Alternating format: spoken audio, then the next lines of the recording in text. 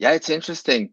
You can remember when we at the World Web Forum when we had Lars Ulrich Yeah, from Metallica, and we had, we did this experience with the small stage, right? But everybody yeah, was so close, yeah, and all the people basically around the stage was completely overfilled, but they all were like Thai people with suits and ties, right? yeah. And then when we were finished with the whole session, with this interview on stage with Lars Ulrich, and Lars and you wanted to go from stage back to the backstage area. Yeah. Yeah. So like everybody, the whole crowd came, and you were like captured. Yes, Can you remember? I do. I could not. I couldn't believe what happened, because you had just all these like serious managers and people, and they Yeah, just went crazy. And they turn into teenagers.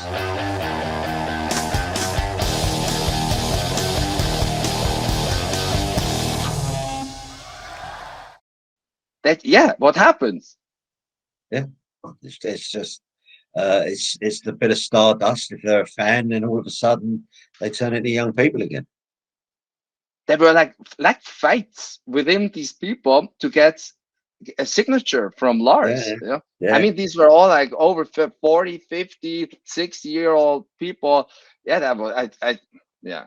I just saw the security getting nervous, and yeah, but compliment you and Lars. You kept cool, huh? My age isn't a barrier to fandom. If you're a fan, and as someone like Metallica, when they've been around a long time, and Iron Maiden, if you've been a fan since you were young, then you're still a fan. And it's people just when you meet your heroes, I guess. Yeah, what is behind this thing? What do they have? What do these guys have? Others don't. You know it from Bruce. You know it from Bill Wyman. You know so many successful musicians and stars. What do they have? What we don't have? They have a bit of stardust. They have notoriety. They have fame, and above all, they have the ability to connect with people through their music and through their creativity. And the one common thing between them is that these guys have been around a while, but they are still at the top of their game. These aren't just someone who's made a record and then a year later they've gone. These guys are seriously good at what they do.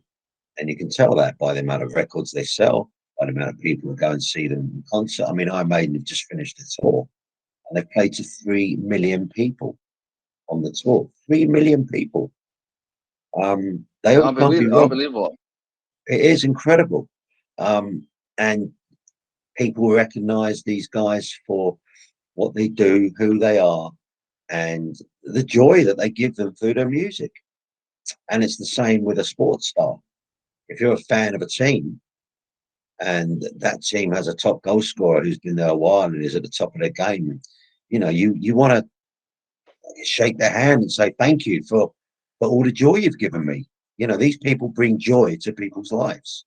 They make their lives better, whether that be music, whether that be films, whether that be sports, whatever it might be. These guys make people's lives better. And ultimately, that's what life's about. And this is probably also what entrepreneurship is about. So, Yeah. I would like to talk, just talk about that spontaneously. So I'm very interested in how you see these guys going back to the very beginning. How did they start? Let's talk about a little bit about this. And then also, what is the difference between Elon Musk, for instance, or Steve Jobs or Bezos versus these rock stars? And yeah, is there a difference or not?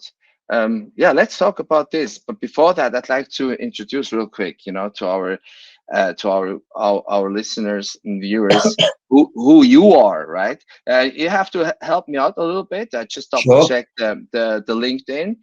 What's interesting that you have started as a music promoter. And now Yep. mainly like me, I have also a past in this area, namely in the club industry with DJs, and back then in the, although we That's come from the rock that's where music, mine was. with techno Where music. my the promoter was. I was a club promoter from 1991. Techno, house, raves, if you like. That's what I Exactly. did. Okay, so we did basically the same. We had a club Yeah, and we had a DJ service and all that stuff. yeah. That was a crazy time. And we used to Yeah. book all the big the Paul Oakenfolds, Carl Cox, Andy Weatherall, Danny Rampling, all the big Pete Tong, Sasha, all the big UK DJs back in the early days when they weren't as expensive as they are now, and they were still pretty big, but nothing like now. These Yeah, guys we used to book. I think Cox. I think we booked him once, Cox.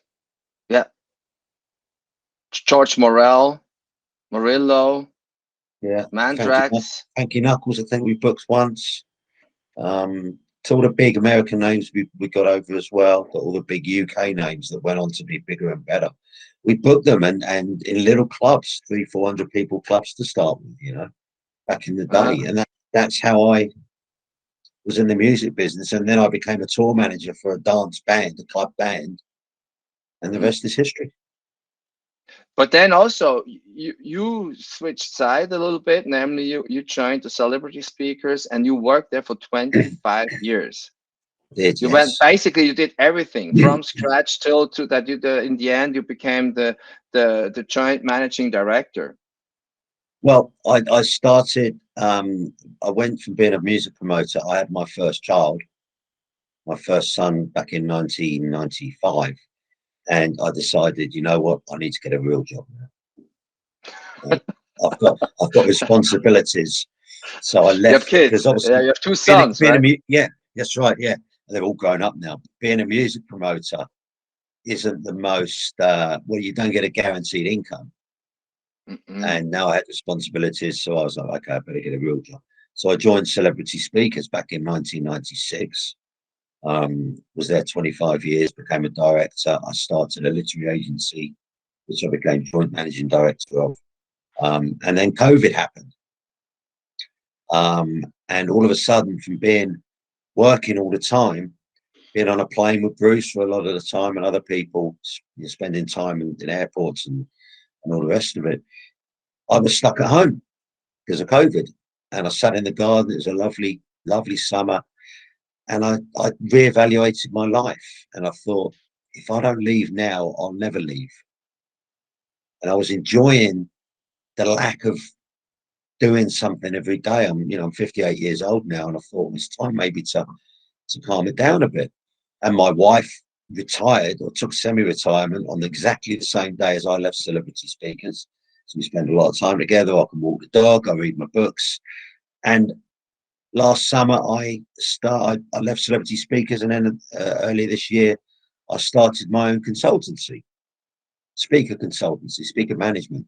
And I still represent Bruce, and I represent a few other guys, Robin Horsfall, who was an SAS guy, an alternative business guy called Jeff Birch, and a few others. And I still deal with Lars Ulrich and Rob Halford and Bob Geldof and people like that. But I do it in my own time now. I can do what I want to do. And I love the freedom of the entrepreneur, because it's all down to me. If I don't do that, it doesn't happen. If I do that, it's my thing. I do it. It's mine. And I sort of think, well, I should have done this years ago. But so Yeah, but probably this is something you have in common with all these people you're working with, and that you work as an yes, agent for them. Namely, they're free. yes, they do everything for themselves. And if we come back to Bruce is an entrepreneur as well as a rock star. He's a businessman. He's not a rock star's body. But all these guys that I work with do things what they want to do when they want to do it. And that's the key. And it's all about life. It's all about getting the best out of your life. Because So exactly, because there's just one life, correct? And Bruce has a really good quote that he says at the end of his speech. He got it from a pathologist. He said, "All the money in the world doesn't make your grave any warmer." yes. No, and the other one is life is better than all the other options, and it's absolutely right. And as you get older, you sort of think, well, I'm working all the time, but what am I doing this for? I'm doing it for me, but I want to do it more for me. I want my life to be better, and that's what being So an entrepreneur is all about. yeah, so when we circle back to that point, you know, the situation where all these like top managers became fans again, when you were like try to describe what is the difference or what is this magnet, you know, these people have, this stardust. Probably it has to do with this freedom. So, Yes. you know, I was also asking myself why this happened, you know, it got, you know, completely out of control. It's totally emotional, you know, they just went, you know, turned off their brains, and then it's just like, yeah, it's coming from deep inside, you know. And so, but how did, for instance, Bruce, yeah, you were just talking about, how did, you know, he started as something, just basically he starts like an entrepreneur. In the end, having a Yeah. band, being a musician is like, you know, like a band is like a startup. So probably the same size. It's probably you need strong partners that you can work with, people that help you and to make you grow. When, you know, what happens from the beginning to this point where you have this stardust? What is this path, and what do you think? What are the parallels you can draw to like being an entrepreneur? Well, take Bruce's case as a case study. I mean, when he was at school, he started his own little business selling pencils. You know, he had this within him to be an entrepreneur. And I think all musicians are obviously different to your average person who goes and gets a job. They want to be musicians. They want to be creative. They want to do things for themselves. Bruce is in many bands before Iron Maiden, some successful, some not. And then he got headhunted to join Iron Maiden. And all the guys in Iron Maiden are all partners. So it's their band. And of course, there's the management as well. So they're all equal partners. So they're all like entrepreneurs within the bubble of Iron Maiden, I guess. And there's just something that connects a musician, I think, to an entrepreneur in as much as it's up to them to do what they want to do.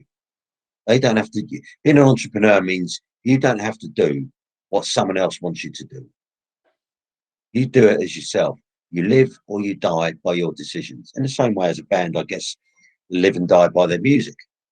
If the music's really good and great, people like it, and it's great. If they make something that people don't want, in the same way as if you make something in a business and people don't want it, then you're not going to succeed. And you also have you're a team in the end, Yeah. and you have some kind of hierarchy, you have a structure, you have responsibilities given, written down, you know, on purpose or not, but in the end, um, as far as I can understand, every band has a band leader. Yes, because everyone has a founder of the band. But some Mm-hmm. bands are more democratic than others. But of course, on top of the band, you've got the manager, who is probably the leader because he's the businessman. So he's going to be directing which way the band should go in whichever direction. The band are the creatives, obviously, and it's their band, but the manager is there to hold it all together because history is littered with bands that break up through creative differences or they fall out and people leave and people come back in. But a lot of bands do have band leaders, but most of those bands, I think, have changed members at some point or another, and the only similarity between them all are probably the band leader. Someone like Iron Maiden, you know, they've all been there for many, many, many years because they're partners. Yeah, and Bruce was not part. Bruce was not the singer from scratch, right? No, Bruce joined in 1982. I actually remember going to see Iron Maiden before Bruce was in them in Hmm. 1980, I think, 1981. I mean, I grew up with Iron Maiden. They were my favourite Yeah, band at the time. And it's just weird how 40 years later, I'm the agent for the singer of still. Iron Maiden. But that's how life works. Things just happen if you work at it, and before you know it, these things happen. So a guy called Paul Di'Anno was the singer for the first two albums, and he was a great singer. But then Paul left, and Bruce came in, and Adrian came in, and um, 40 years later, not a lot has changed. But Iron Maiden are just an example of what we're talking about. Like Iron Maiden, when they started as a band, do you know how long it took till they basically became successful? Well, I think they started in the mid-70s when they were very young. And then it was probably about 1979 that they really started to become known. Hmm. Before the In first album, England. yeah, before the first album came out. And there was a big explosion of heavy metal at the time in England. They called it the new wave of British heavy metal. And there were Iron Maiden, there were bands like Diamond Head, Saxon, Motorhead was still quite popular by then, and there were all sorts of bands coming out as well. But Iron Maiden were always the cream. You could always tell, with Def Leppard as well. You could always tell that Iron Maiden were going to be something because they just had something different. They had their own sound, and from probably about 79, 80 when the first album came out, people really started taking notice of them. Was And it then, Number of the Beast? no, that was the first album was Iron Maiden. Yes, The second album was Killers, which is when they really started to take off. I was Killers. Yeah, okay. And then Paul Di'Anno left and Bruce joined for the Number of the Beast, and the Number of the Beast is what took them global. Yeah, okay. Yeah, that was when I came across that music and Yeah, started to become a fan and went to concerts and then you then go back. You then buy the Killers and absolutely. Yeah, you just explore the yeah. older stuff. Yeah. So that was Um, about 1982, I think. Number of the Beast came out, and then they headlined Reading Festival, and the rest is history. but literally it took them 10 years. Well, they started, I think, 75, 76. Excuse me. When they're at school, I think. But from the moment they brought out their first album in, what was that, 79, 80, it was 2 or 3 years before they really became the global name that they are, if I've got that right. So there we see many analogies. So basically, it is to make a long story short. This is also it must have felt the same like for every startup founders team. Absolutely. It doesn't Absolutely, happen overnight, does it?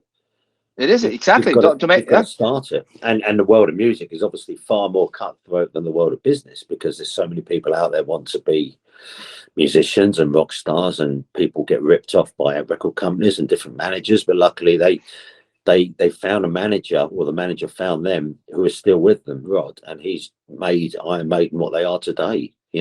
Rod's an integral, if not the most important part of the band, certainly outside of the music, without a doubt. And you have to work hard.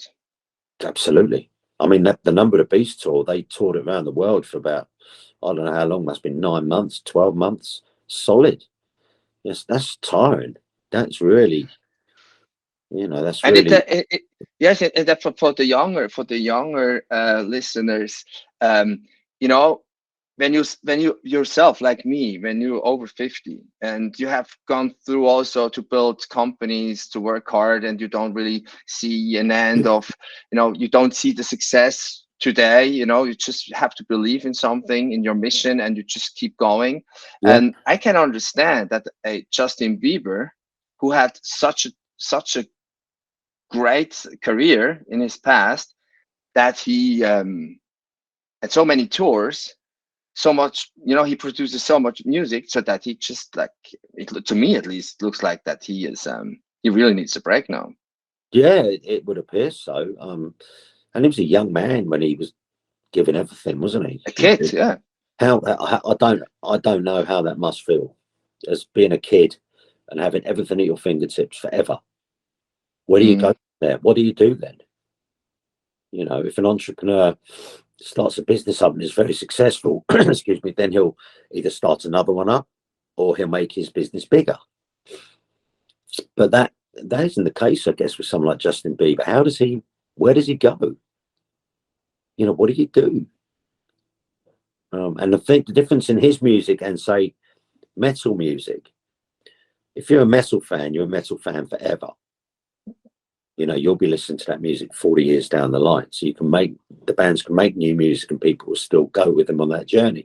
Justin Bieber, in 5 years' time, his fans are probably going to be fans of someone else, because it's not about the music. It's about the identity and the image and everything that goes with it. With a metal band, if you're a successful metal band, it's all about the music. Everything's about the music. So maybe that's the difference between the two. When I see Guns N' Roses coming up again, so and also stadium, it looks like, at least on social media, it looks like the stadiums are like sold out. Yeah. But when you have a closer view, when you have a focus on these fans, it looks like that they just the same age, like Guns N' Roses itself. So ask myself, it's you shared that, when you were in your teenage years, it's so important, the surrounding, so the whole soundtrack of your teenage years, right? And that's something you never forget. No. Probably, when I see my daughter, who's a big Justin Bieber fan, that's why I know many things about him. I can imagine that this also is now her soundtrack, and Justin Bieber to me is also a character. So, and to circle back again to the entrepreneur, I think the more authentic, as founders, you can stay. Oh, you really keep to this freedom. Yeah. You go ahead. There's a big we have festivals over here now for 80s music. I don't know if you have it the same in where you guys are, because people always want to remember their youth, their childhood. So we have a lot of big festivals here now with bands from the 80s that were not particularly big back in the 80s, but now they put a festival on with a load of 80s bands that people know the names of, and they go to a lot of people go to these festivals, not particularly because they liked the music back then, because it gives them memories. It reminds them of their youth, their childhood. And so that's a big effect. It's right to what you say. With a band, you grew up with that band, you've got memories of being a massive fan of that band then. So why wouldn't you still be a fan of that band now, especially if they carry on making great music? And there's not many genres of music, I think, where you follow the music rather than just the genre. I mean, metal is certainly one of them. People, if you're a fan of metal, you're a fanatic of metal. If you're a fan of disco music when you grow up, it doesn't mean to say you're going to go and see a disco band 40 years later or 30 years later. Metal is like football. You're fans of the band, you're fans of the team, and you never lose that. It's always within you. You might get more fanatical or less fanatical as you get older, but eventually you'll come back, circle around. It's always going to be your team, and it's always going to be your band. You don't fall out of love with either of those things.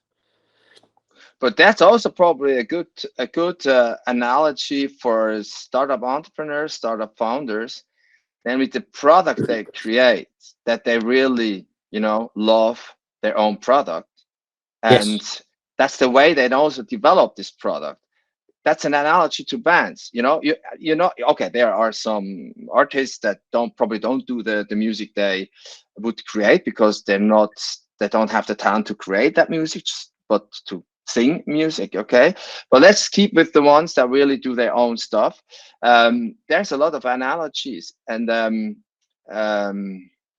And you said, this stardust, okay, to get Yeah, and like unreal, or like to find the secret of this stardust, okay. It yeah, sounds like that you found your own thing and you do what you love, and you have a strong team. You can go through good and bad times, okay. You yeah, stick together. You will have conflict, but you solve them together.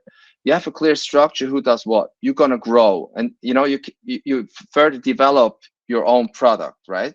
yeah, yeah, And yeah, go ahead. yeah. I mean, you've got to be passionate about what you do. You've got to love what you do. If you want to be successful in longevity, you've got to enjoy what you do. I enjoy what I do. I sell speakers and I, do what I do. You enjoy what you do. Someone might be out there who makes paper clips or staplers, but they love, it's not my thing, but they love what they do. You've got to love it if you're going to be successful, because if you don't, then eventually you're just not going to do it properly and you're going to give up. It's a So 9 to 5 job. yeah, everyone has got, if you're an entrepreneur and you're starting your own business, you're putting your whole life into this. So you have to enjoy what you do. If it's a chore, then you're not doing it right, or you're not in the right business. And people do all sorts of things that we don't even know about, and they're hugely successful in it because they love what they do. That's probably a precondition, Oh, yeah, so that also your client and your target group can love what you do. yeah, and they feel your passion for it as well. They feel that you're not just trying to sell something because you're trying to make a living. You are loving what you do, and that's why all the best and the most successful entrepreneurs are passionate about what they do. And you only hear once. You've got to be passionate about what you do. And a lot of people end up in jobs they've been in for years and years, and they just go to the office 9 to 5, come home, do it again the next day, and it's a chore. And they're probably not that happy in it, but they don't know it because it's all they've ever known. But entrepreneurs have got a little something in their brain that's different to everyone else. I think they're the people at school who are looking out of the window, dreaming, when everyone else is doing what the teacher tells them to do. You know, I think Richard Branson, came out of school and university or whatever with very little qualifications, and he was the dreamer looking out of the window, thinking, "I wonder if what if I did that? What if I started my own airline one day? What if I signed the Sex Pistols? What if? What if? What if?" But so he had that little thing in his mind, as all entrepreneurs do, as I'm sure Elon Musk did, and all the big entrepreneurs in the world. It's what if I did that? And they're always the ones that are looking out the window, dreaming, because entrepreneurs are dreamers.